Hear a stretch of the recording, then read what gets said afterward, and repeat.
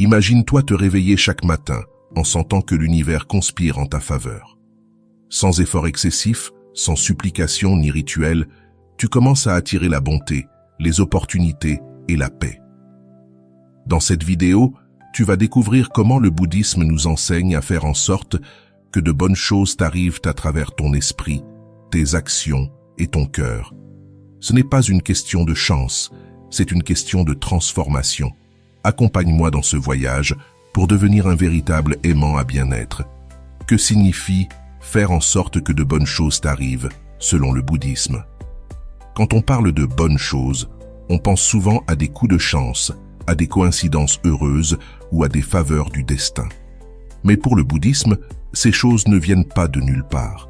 Elles ne dépendent pas d'une force externe qui distribue les bénédictions au hasard.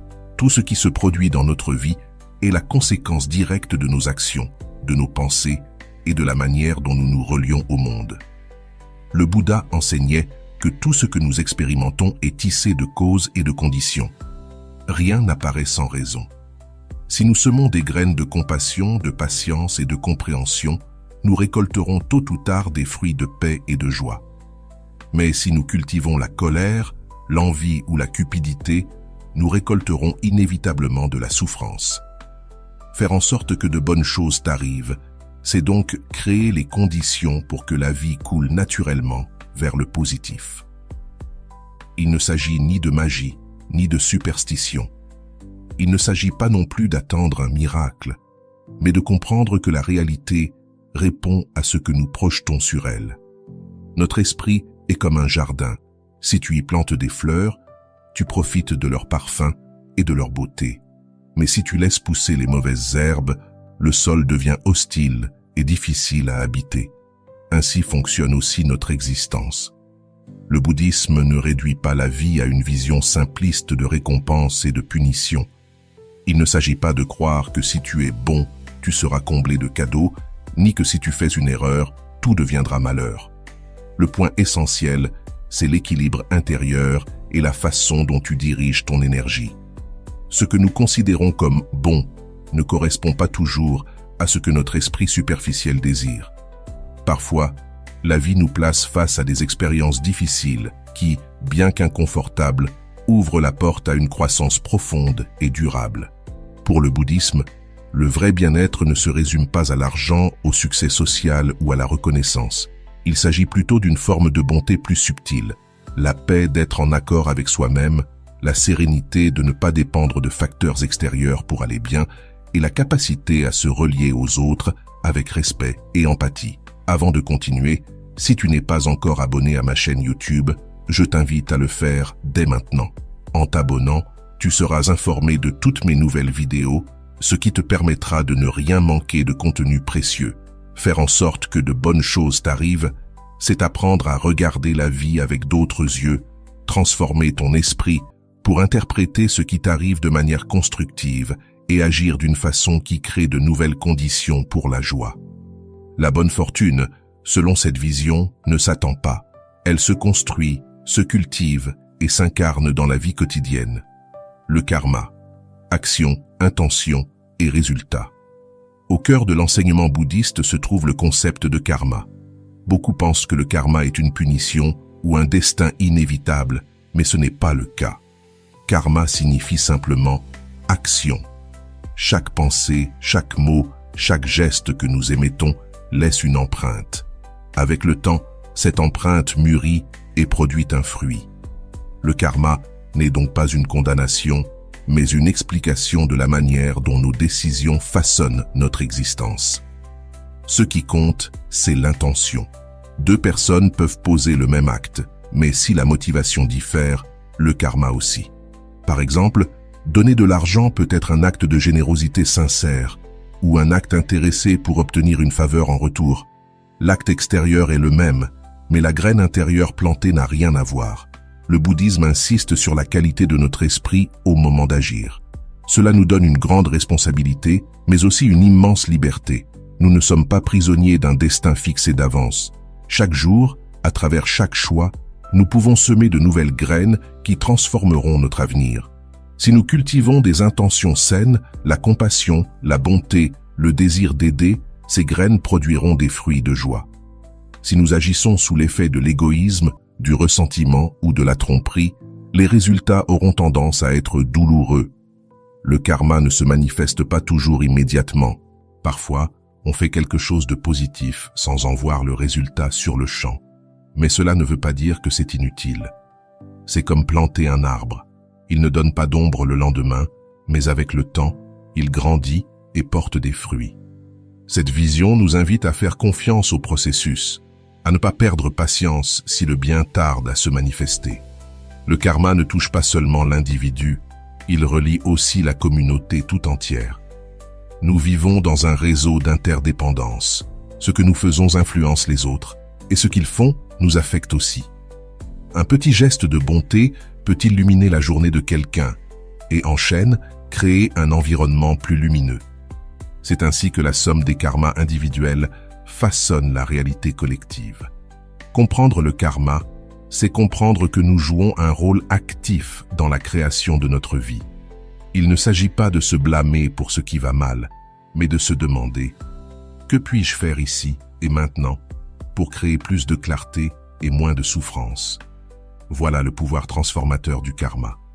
Les choses bonnes ne s'attendent pas. Elles se cultivent à travers chaque intention que nous mettons en mouvement. Le mérite, comment il se crée et pourquoi il change tout. Dans le bouddhisme, il existe une autre notion essentielle, le mérite, appelé punya. C'est l'énergie positive que nous générons lorsque nous agissons avec une intention noble et bénéfique. Le mérite ne vient pas d'un prix externe ni d'un système de points. Il est le fruit naturel d'une vie vécue en accord avec les valeurs qui nous rapprochent de la liberté intérieure. Chaque fois que tu fais preuve de générosité, que tu parles avec bienveillance, que tu aides sans rien attendre en retour, tu accumules du mérite. Ce mérite devient une richesse invisible qui accompagne tes pas. Le Bouddha enseignait qu'il existe plusieurs manières de générer du mérite. L'une d'elles est la générosité, offrir ce que nous avons, notre temps, notre attention, nos ressources ou notre soutien. Une autre consiste à vivre selon l'éthique, éviter de nuire, s'abstenir de mentir, agir avec respect envers tous les êtres. Enfin, méditer et cultiver la sagesse sont aussi des moyens puissants d'accumuler du mérite. Le mérite grandit lorsqu'il est partagé. Il ne s'agit pas de le garder pour soi, mais de le dédier mentalement au bien de tous les êtres. Ce simple geste amplifie sa puissance, car il nous libère de l'égoïsme et ouvre notre cœur au bien commun. Accumuler du mérite, c'est comme remplir lentement une jarre d'eau. Chaque goutte paraît insignifiante, mais avec le temps, la jarre se remplit. Ainsi en est-il de nos actes. Un geste aimable peut sembler petit, mais répété jour après jour, il devient un torrent d'énergie positive qui transforme notre vie. On n'a pas besoin d'être riche ou puissant pour accumuler du mérite. Il est à la portée de chacun, dans la façon dont on traite les autres, dans notre manière de répondre aux défis quotidiens. Lorsque tu accumules du mérite, tu ne cherches pas à ce que quelque chose de bien te tombe dessus par hasard. Tu prépares le terrain pour que le positif puisse éclore. C'est comme cultiver la terre avant de semer. Si tu la soignes avec patience et amour, la récolte sera abondante. Ainsi, faire en sorte que de bonnes choses t'arrivent selon le bouddhisme, ce n'est pas attendre des miracles, c'est apprendre à créer les conditions du bien-être. La puissance de la pensée, attitude, attention et transformation intérieure. Dans le bouddhisme, tout commence par la pensée. Nous sommes ce que nous pensons et ce que nous pensons détermine ce que nous ressentons, ce que nous faisons et finalement ce que nous vivons.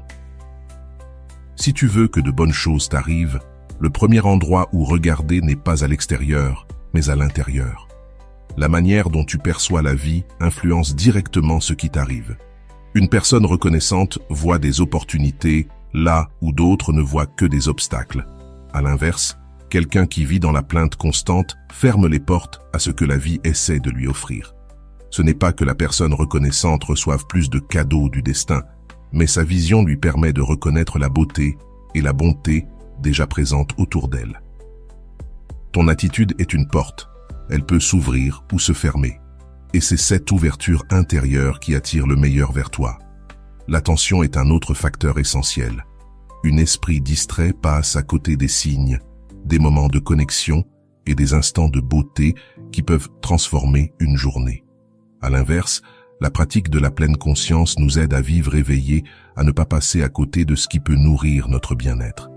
Être attentif, c'est vivre le présent avec clarté, sans se laisser emporter par la précipitation ou l'inertie des pensées. La transformation intérieure est le résultat d'un entraînement de l'esprit. Tout comme le corps peut se renforcer grâce à l'exercice, l'esprit aussi peut être cultivé. Par la méditation, l'étude des enseignements et la pratique quotidienne, nous apprenons à reconnaître nos schémas négatifs et à les remplacer par des habitudes plus saines. Lorsque nous cultivons la paix, la compassion et la sagesse, la vie extérieure commence à refléter ce changement intérieur. Prenons un exemple simple. Si quelqu'un nous parle avec rudesse et que nous répondons par l'agressivité, nous alimentons un cycle de souffrance. Mais si, à cet instant, nous faisons appel à la patience et répondons avec sérénité, nous évitons non seulement un conflit, mais nous semons aussi les conditions pour que la relation évolue positivement. C'est cela, transformer l'esprit en action concrète. L'esprit est comme un miroir. S'il est embué, nous voyons la réalité déformée. Mais si nous le nettoyons avec la pratique et la discipline, nous commençons à voir les choses telles qu'elles sont. Et lorsque nous percevons la vie avec clarté, nos décisions s'améliorent, nos paroles deviennent plus bienveillantes et nos actions produisent des fruits positifs. En résumé, l'esprit est l'outil le plus puissant pour faire en sorte qu'il nous arrive de bonnes choses. Non pas parce qu'il attire magiquement ce que nous désirons, mais parce qu'il nous permet de vivre de manière lucide et compatissante, créant ainsi un environnement fertile pour le bien-être. Dharma appliqué. Pratiquer la compassion, la générosité et l'éthique. Jusqu'ici, nous avons parlé du karma, du mérite et de l'esprit, et de la manière dont il nous aide à attirer le bien dans notre vie. Mais le bouddhisme n'est pas qu'une théorie, c'est un chemin pratique vers une vie plus consciente. Le dharma, c'est l'enseignement appliqué, et en lui se trouvent 3 piliers fondamentaux, la compassion, la générosité et l'éthique. La compassion consiste à reconnaître la souffrance des autres et à désirer sincèrement l'alléger.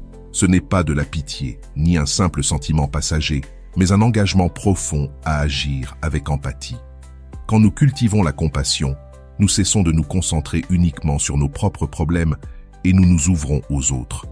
Ce changement crée des liens d'harmonie et de soutien, générant un environnement positif autour de nous. La générosité, quant à elle, ne consiste pas seulement à donner ce qui nous reste, mais à offrir du cœur. Cela peut être un objet matériel, mais aussi un conseil, une écoute sincère ou simplement du temps.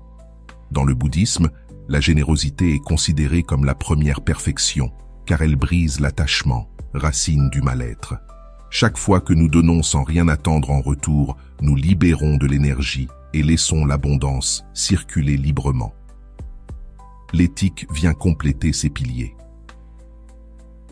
Le Bouddha a enseigné des préceptes tels que ne pas nuire, ne pas mentir, ne pas voler, ne pas abuser sexuellement et ne pas s'intoxiquer avec des substances qui obscurcissent l'esprit. À première vue, cela semble être un ensemble de règles morales, mais en réalité, ce sont des outils pour garder un esprit clair et un cœur pur. Quand nous agissons avec intégrité, non seulement nous dormons en paix, mais nous inspirons aussi la confiance autour de nous, créant les bases de relations saines et d'une vie sans conflits inutiles.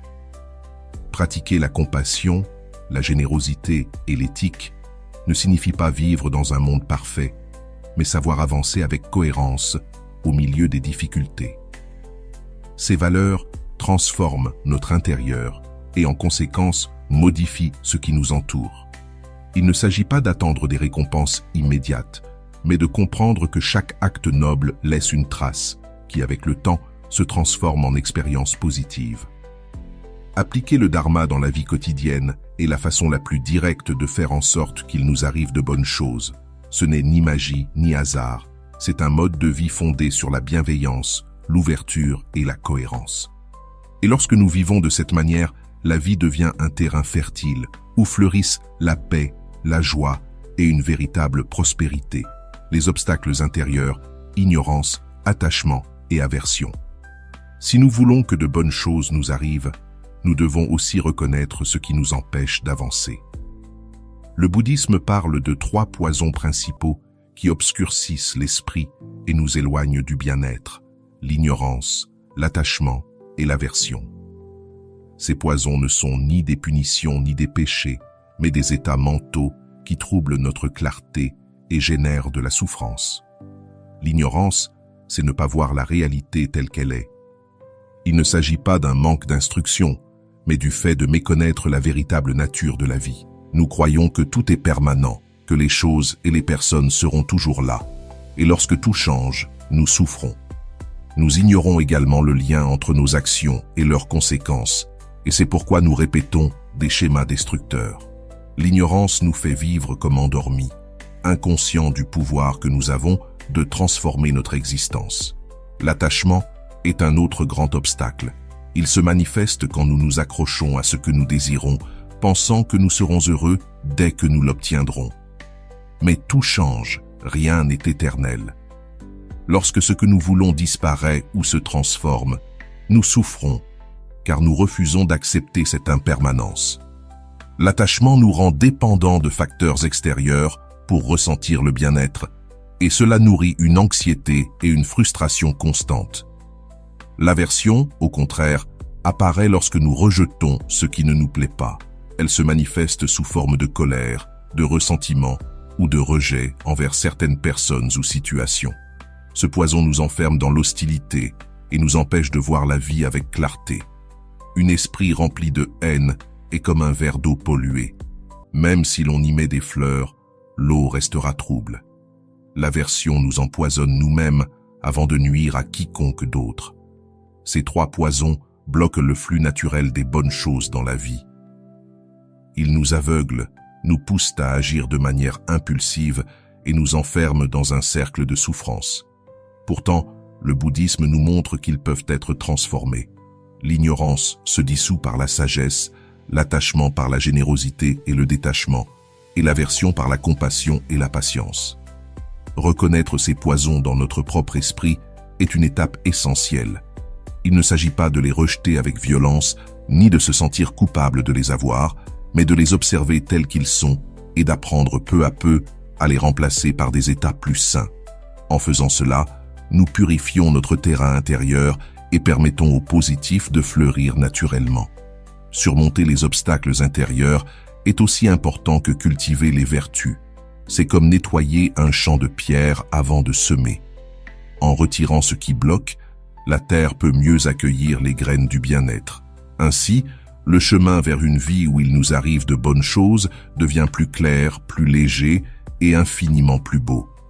Vivre depuis le chemin, exemple pratique et intégration quotidienne. Nous avons exploré ensemble les concepts fondamentaux du bouddhisme, le karma, le mérite, la compassion, la maîtrise de l'esprit et les obstacles intérieurs. Mais une question essentielle demeure: comment intégrer tout cela dans la vie quotidienne pour que ces enseignements deviennent de véritables expériences positives? La réponse réside dans le fait de vivre depuis le chemin. Cela signifie incorporer la sagesse bouddhiste dans chaque geste, chaque décision et chaque pensée du quotidien. Imagine que tu commences ta journée par un moment de silence, même bref. Tu t'assois, tu respires profondément et tu prends conscience que tu es en vie, que tu disposes d'une journée entière pour créer quelque chose de bon. Ce simple instant de présence transforme la manière dont tu abordes ce qui vient. Au lieu de courir avec la tête pleine de soucis, tu démarres depuis la calme clarté. Rien que là, tu crées déjà les conditions favorables pour que ta journée se déroule harmonieusement. Vivre depuis le chemin, c'est appliquer le dharma dans le concret. Par exemple, au travail, si quelqu'un te parle avec dureté, tu peux réagir instinctivement avec irritation. Ou bien, te rappeler que le bouddhisme t'invite à cultiver la patience et la compassion. Si tu choisis la seconde option, tu évites un conflit et tu transformes l'énergie du lieu. Ce qui aurait pu devenir un problème devient une opportunité de croissance. C'est ce type de choix subtil qui attire les bonnes choses dans ta vie. Dans la vie familiale, nous avons souvent tendance à prendre pour acquis ceux qui vivent à nos côtés. Nous tombons dans la routine, la critique ou l'indifférence. Intégrer le chemin, c'est s'arrêter pour écouter, apprécier ce que l'autre fait et exprimer de l'affection sans rien attendre en retour. La générosité ne se limite pas à donner de l'argent ou une aide matérielle. Elle commence à la maison, dans un mot doux, une attention sincère, une étreinte pleine de présence. Ces petits gestes créent un cercle immédiat de bien-être qui se propage autour de nous. Mais vivre depuis le chemin, c'est aussi se traiter soi-même avec bienveillance. Cela signifie cesser de se juger en permanence, de se comparer, de se blâmer. Le bouddhisme souligne l'importance de la compassion envers soi, car on ne peut pas offrir la paix au monde si l'on se maltraite intérieurement. Prendre soin de ton esprit, nourrir ton corps de ce qu'il lui faut, t'accorder du repos, tout cela fait partie de la pratique spirituelle. Le chemin se manifeste également dans la façon dont nous utilisons notre temps et nos paroles. Chaque conversation peut être une occasion de semer la paix ou de nourrir le conflit. Chaque geste peut ouvrir une porte à la confiance ou à la méfiance. Être conscient de cela fait de toi un véritable artisan de ta vie. Peu à peu, tu réalises que chaque journée est faite de petites décisions qui, accumulées, forgent ton destin. Le Bouddha a enseigné qu'il n'existe pas de bonheur durable en dehors d'une vie consciente. Quand nous vivons en mode automatique, esclaves de nos désirs et de nos rejets, nous tombons dans un cycle infini d'insatisfaction. Mais lorsque nous décidons de nous éveiller, même un peu, nous commençons à ressentir une liberté intérieure qui se reflète à l'extérieur. Cet éveil ne signifie pas fuir le monde, mais au contraire, le vivre pleinement, avec plus d'ouverture et de gratitude. Imagine maintenant qu'une journée entière semble te résister. Tu te lèves en retard, tu rates ton bus, quelqu'un te parle mal, et la frustration monte. Si tu laisses le pilote automatique agir, tu termines la journée vidée et négatif. Mais si tu te souviens du chemin, tu peux respirer, accepter ce qui s'est passé, choisir de ne pas t'accrocher à la contrariété et poser un geste positif, même minime. Un sourire, une main tendue ou simplement remercier la vie pour un repas ou un toit au-dessus de ta tête. Cette simple attitude change ton énergie et avec elle, les conditions autour de toi. Intégrer le chemin ne demande pas de grands rituels ou de pratiques compliquées. C'est avant tout une manière d'être, marcher en conscience dans l'ouverture et la présence. Comprendre que les choses bonnes qui nous arrivent ne viennent pas du hasard, mais des semences que nous plantons jour après jour. Si tu cultives ton esprit, ta compassion, ton éthique, si tu transformes tes poisons intérieurs et dédies ton mérite au bien des autres, la vie se remplira inévitablement de clarté, de paix et de joie. Vivre depuis le chemin, c'est transformer ton existence en une pratique constante. C'est cesser d'attendre que le bonheur te tombe dessus et commencer à le construire, pas à pas, instant après instant. Le bouddhisme nous enseigne qu'il n'est pas nécessaire d'attendre le futur pour être heureux. La véritable fortune commence ici, maintenant, dans la façon dont tu choisis de vivre ce moment précis. Et maintenant que nous arrivons à la fin, souviens-toi, faire en sorte qu'il t'arrive de bonnes choses ne dépend ni de la chance ni de forces extérieures. Cela dépend de la manière dont tu cultives ton esprit, tes actions et ta présence dans le monde. Chaque jour, chaque décision est une graine que tu plantes et qui portera ses fruits. Si tu entretiens ton jardin intérieur avec compassion, générosité et sagesse, ce qui fleurira sera la paix, la joie et la plénitude. Tu n'as pas besoin d'attendre demain, ni un moment parfait pour commencer. Le chemin commence ici, dans ta prochaine pensée, ton prochain mot, ton prochain geste. Fais de ta vie une pratique consciente et tu verras. Les bonnes choses cesseront d'être un hasard pour devenir le reflet naturel de ton éveil intérieur. Si tu es arrivé jusqu'ici, permets-moi de te remercier profondément pour ton temps et ton attention consacrée à cette vidéo. Avant de partir, abonne-toi à la chaîne si ce n'est pas encore fait. Je te laisse ici 2 vidéos qui pourraient t'intéresser. Prends soin de toi et à bientôt.